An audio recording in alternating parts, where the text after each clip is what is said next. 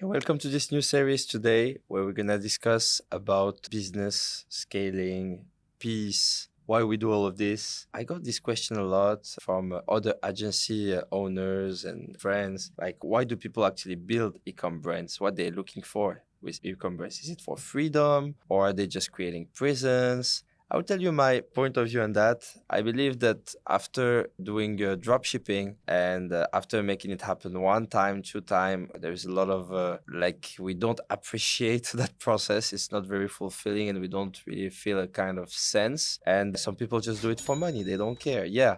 I think at a more earlier stage, you just do it for money. Like after a few years of experience, you still want to kind of appreciate the process and you know that it's not going to be sustainable if not. So I believe we do it for freedom. We do it for all the benefits that it gives, travels, experience, meeting amazing people that build wonderful operations. And so we can enjoy, we can live the life. And yeah, so I think it's not something that we should start with. I think it's something we should get to over time, step by step. A lot of people want to jump to the brand right away, or they already have one, but they operate in it like drop shipping. This also happens. So I think it's more about getting there, building something solid, or having something that is between, like branded dropshipping store, and making sure to find the relief between work and business so we can have a fulfilling life. How do you deal with stress when everything seems to be working, but you still feel stuck? That's also a very good question. So sometimes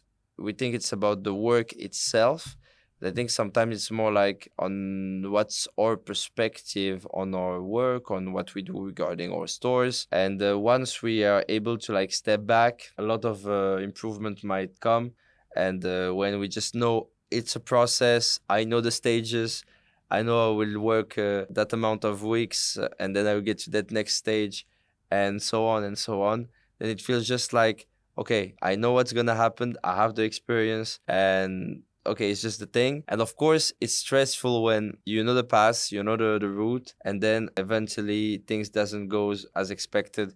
There is a processing issue, there is a meta issue, or what so on. What's the point of making money if you're not aligned with how you live day to day? That's a good point. I think it's about finding the right balance. So sometimes it can be a bit chaotic in the e-com space because we can make so much money in so short period of time and we don't actually really know what to do with it. And our friends that make the money don't really know what to do with it either.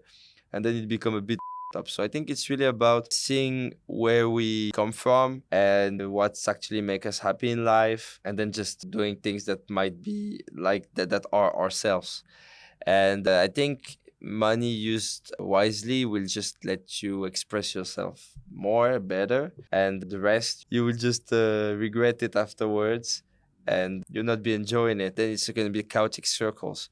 You're going to be have a hustle a moment and then nothing, and then it's just going to be like very intense way to live. So I think it's fine as well. Like I'm a bit like that too, but I feel like over time, what's the point? So I think at the end, it's like appreciating. And that's why we live here in Bali, because people here appreciate a lot simple things. And it's not about all the capitalism that we have in the West. So yeah, simple things help. Can you really scale a business long term if you're not emotionally stable? I think yes, but depends what you mean long term, because not being emotionally stable can be a strength because you can be like emotionally passionate.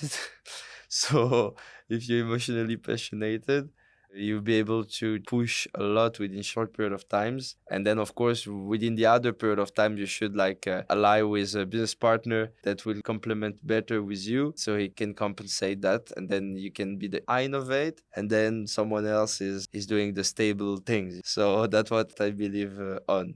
Let me know what you guys think. It's an interesting question. What's the difference between scaling and overcompensating? So I think some people think it's wrong about scaling, especially in ecom. They might be just duplicating or just doing what works, which is fine.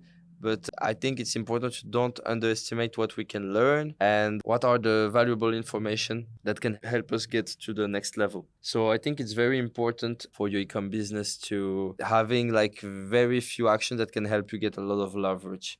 For example, if you get a creative machine in place and you're able to create a lot of creatives, or if you're able to hire very quickly, that's a lot of leverage because you're able to, within few days, already set up something new, or you're able to consistently push ads. So it helps you to create stores easily, and that's scale. You can, within like 1, 2, 3 days, push a lot of new things without compensating. I think it's about doing it wisely. What does success even mean when you're hitting six figure but losing motivation? I see that happen so many times, people making six figures and then struggling for like 1 or 2 years before doing it again. That's cool because I think lately people struggle just for a shorter period of times and then they're able to do it again. Maybe the people that are succeeding today have a higher chance to succeed on the long run. I don't know. Or maybe it's my belief that when we were doing ecom before, like we see so many people having results. And now when I'm thinking of it seriously, all those people are gone. And even you text them on Instagram, you try to take some updates.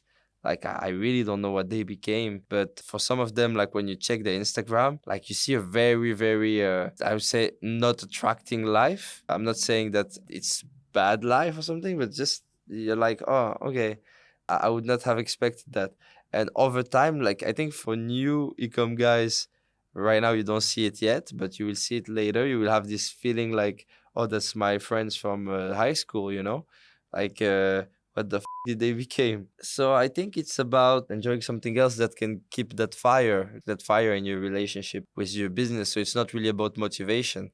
It's like about, okay, I know what it brings me. I know what's the benefits of doing it. So, okay, that's cool. I have a few hours to invest every day that I will lock up. I will do what I have to get done and then get the results. So, yeah, that's what I would say. You can also give yourself new projects, but don't get too crazy because you have many ideas and stuff. You should probably focus on what's winning instead of focusing on your crazy ideas, because your crazy ideas will satisfy you, but your crazy ideas, you will always have crazy ideas. So it's interesting to see how you can use this battery of crazy ideas on something that actually help you on the long run. It can be art, it can be music, it can be something else where you use this creative energy. And then on your business, you use more like a less creative, like a more boring energy, but a more money-making energy, you know? So that's something you should look on, I would say. So let me know, guys, what are your questions about this? I'm very curious. You can have a look to our Discord channel with all our ecom services. You can chat us on WhatsApp to have